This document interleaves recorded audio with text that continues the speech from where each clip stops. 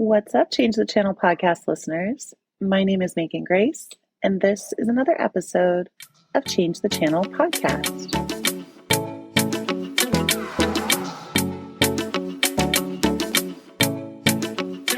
Welcome back to the show.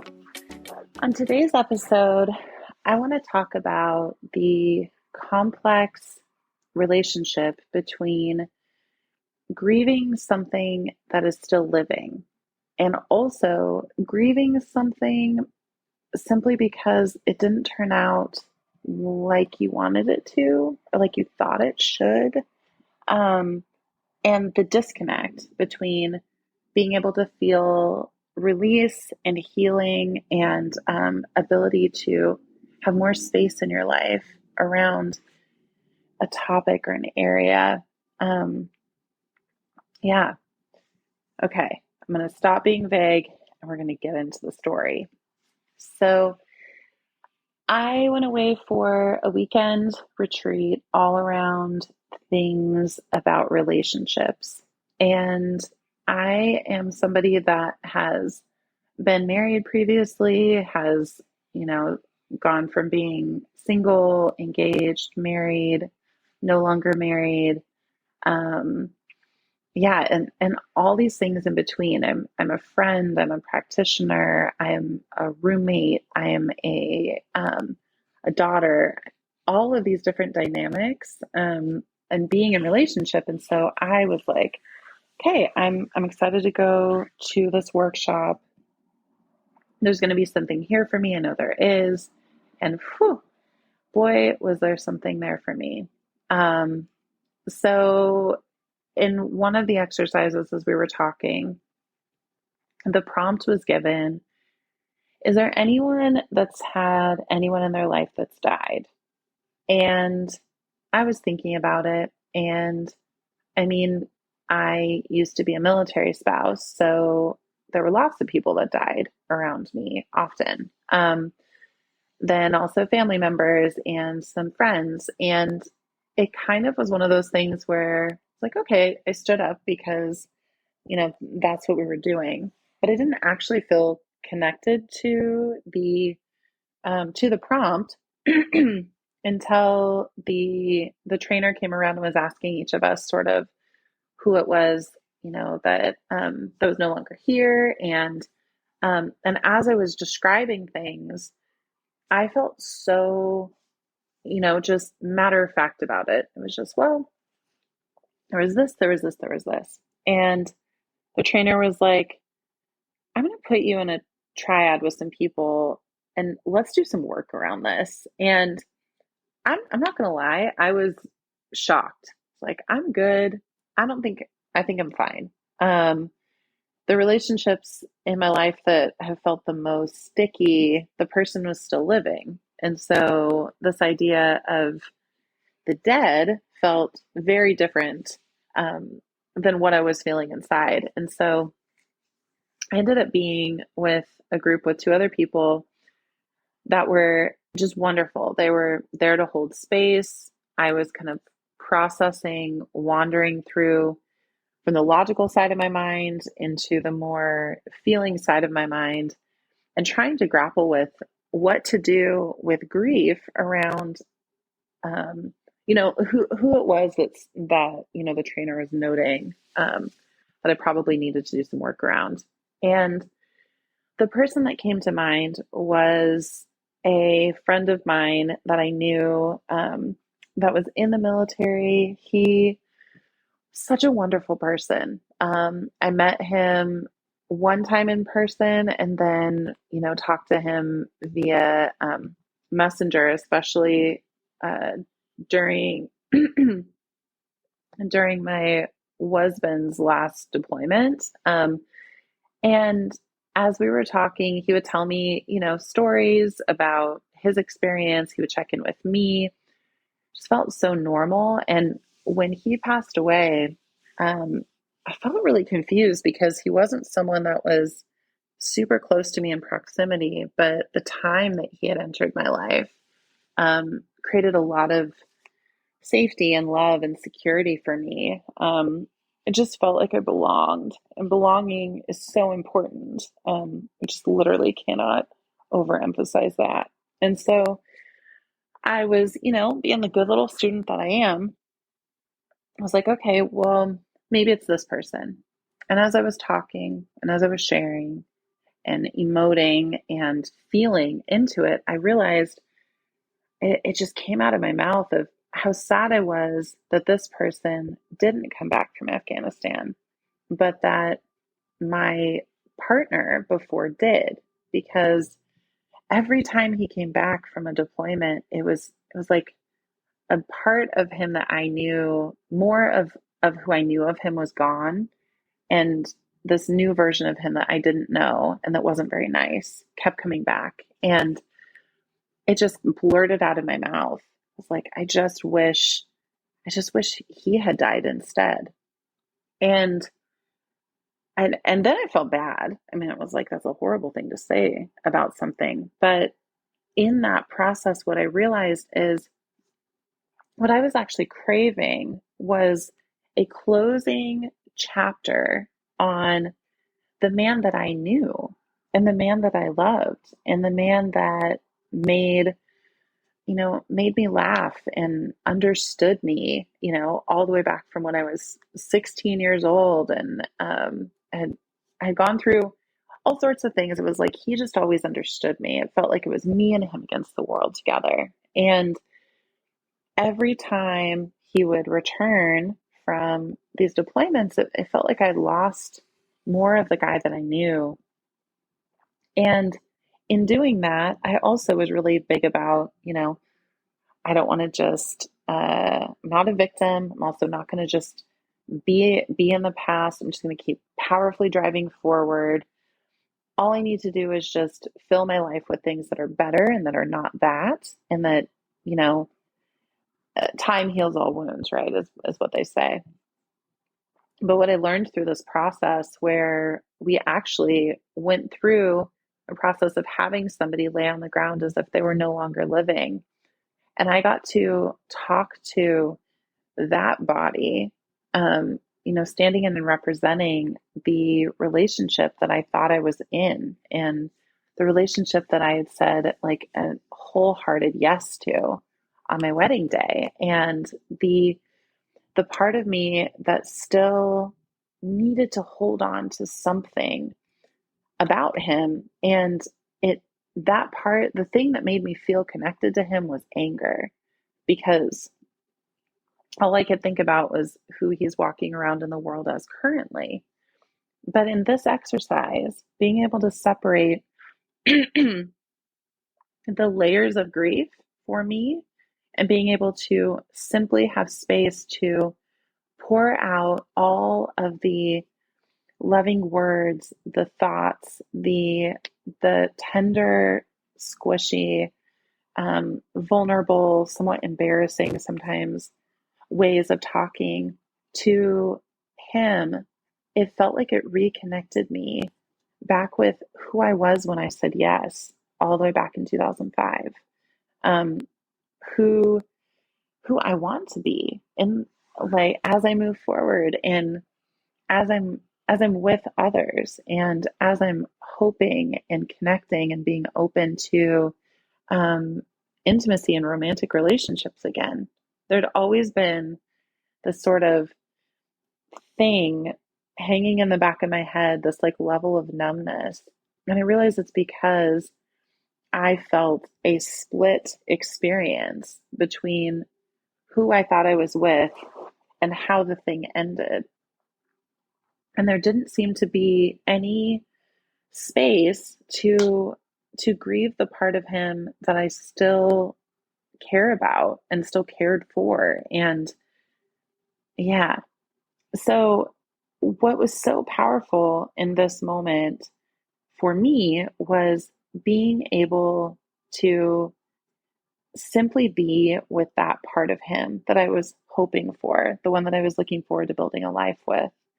And as the emotion came up, and as I was crying and feeling and emoting, it felt like this weight just lifted off of my chest. that I didn't need to be angry to protect myself from feeling feelings towards this person or about this person, or even about myself, about how I felt about this person. Instead, I was able to allow that person a peaceful and loving, reverent rest. And I was just thinking, when I was a military spouse and, every deployment carried with it the option or opportunity for your service member not to come home, there was this feeling where that part of me needed to be able to say, okay, the mission's over. You've done enough, you've cared enough, you've loved enough, you showed up exactly as you would have wanted to. And it's allowing my body that's lived just with so much fear and sadness to melt into a space where now I know that grief doesn't have to be about the entire person or a whole experience. It actually is okay to take the part of the experience that I loved and that I wanted and just simply grieve that. I can do the work that I need to around the other things, but in the process of letting go, it actually felt easier to let go of somebody that I had feelings of love for, as opposed to someone I had feelings of fear or anger or resentment for.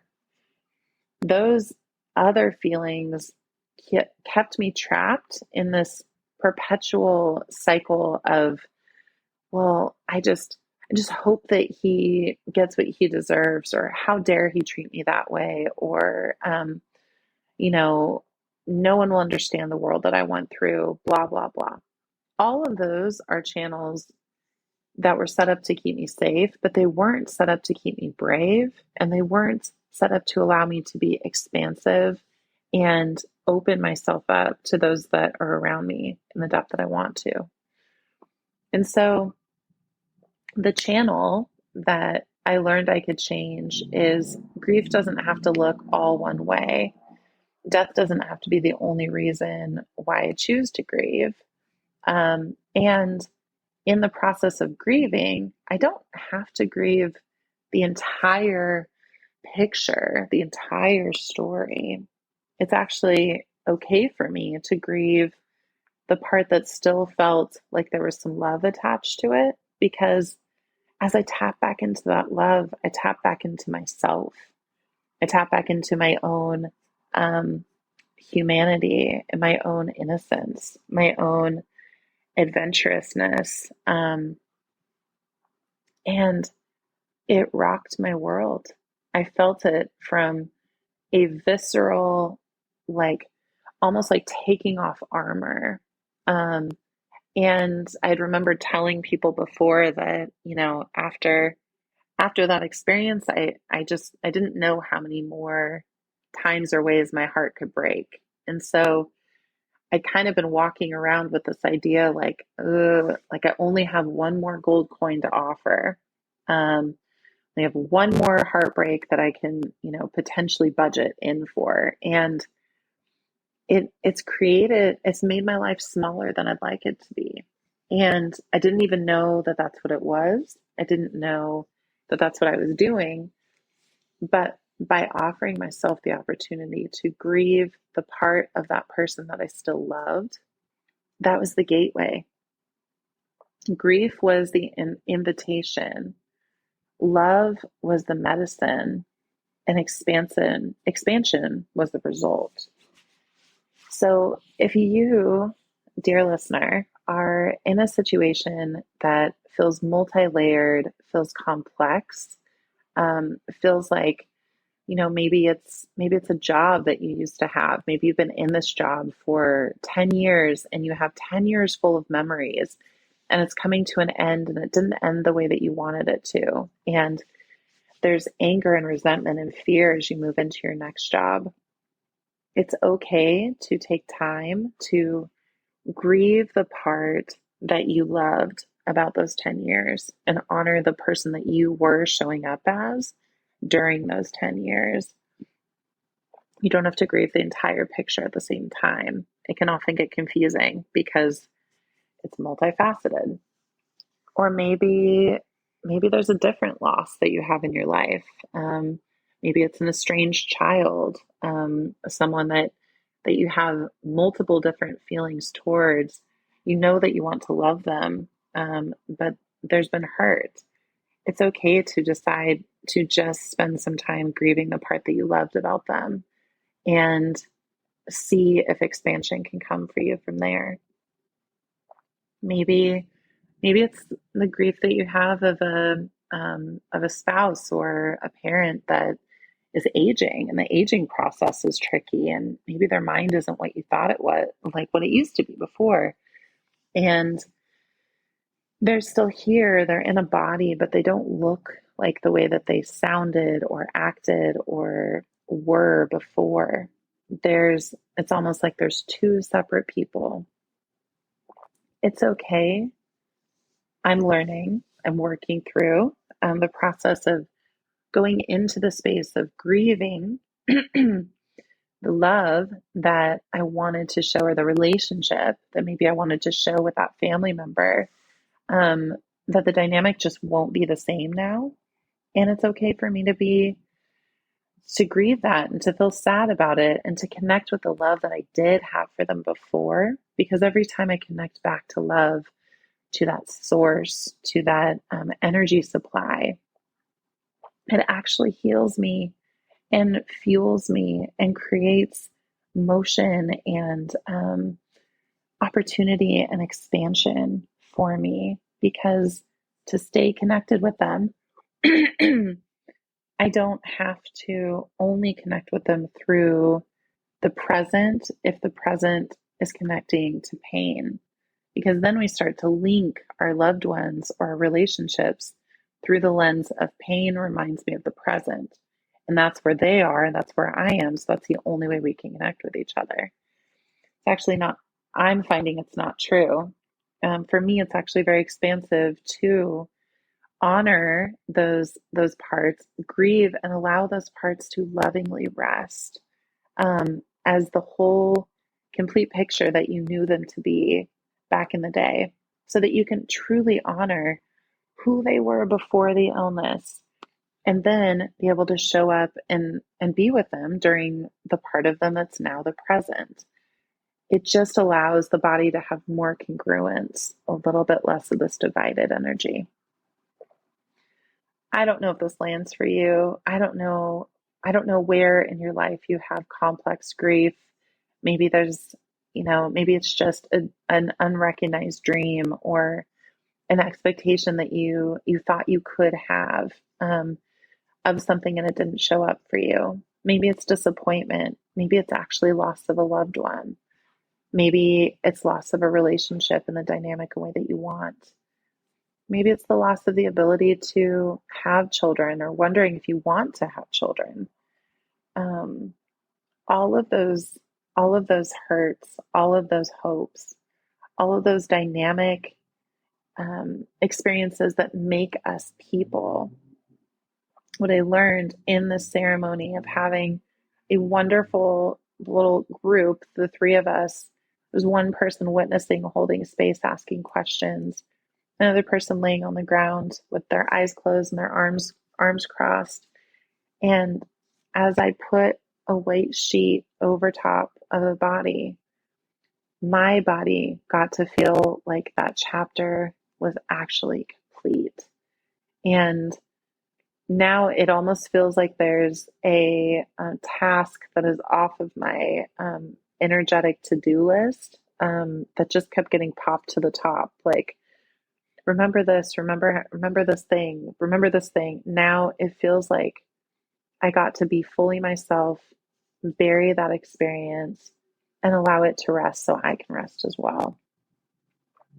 That was such an intense experience. It's so beautiful. And I am feeling really called and compelled to be with people in these kind of little moments of deciding to change the channel on who you choose to be in relationship with someone that it's past or it's changed or it's shifted. I'm going to put in the show notes an offering for change the channel conversation where I can sit with you, I can witness and be with you, and we can work through, we can reimagine, we can even do ceremony if we need to energetically bury an experience so that you can start moving forward powerfully, intentionally, expansively into the person that you are meant to be in this present moment, while still honoring who you were in the past with all of your hopes,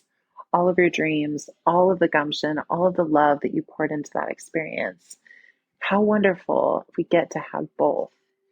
I love to be a resource for that. I love to channel messages, provide energy healing, and also my somatic coaching work to help your body anchor in the experience so that it's not just something that you talk about happening, it's something that you feel about, and then you get to move powerfully forward in your life in a different way. So check the show notes for that. Love to connect with you. If you'd like a longer session to kind of talk through what's going on, I do have a couple other options to be able to talk about longer packages or more one-on-one work. If this resonated and landed with you, and if your heart is craving to be witnessed and to let go of things, I love doing that. That is my way. Let's get us through the gateway and bravery of grief and loss into the home and epicenter of how I truly deeply believe that we're meant to be as embodiments of joy. I would love to be there for you. I would love to change those channels with you. Check the show notes, click on either option to either have a longer conversation or more of a half an hour. Let's just like get into it. Let's change this channel, get you into that meeting, get you into that, holiday party or, birthday party or baby shower or engagement party, all of those things that can bring up so much for us. You don't have to do it alone. That's the message. All right, my dears, thank you for being with me. This is another episode of Change the Channel podcast.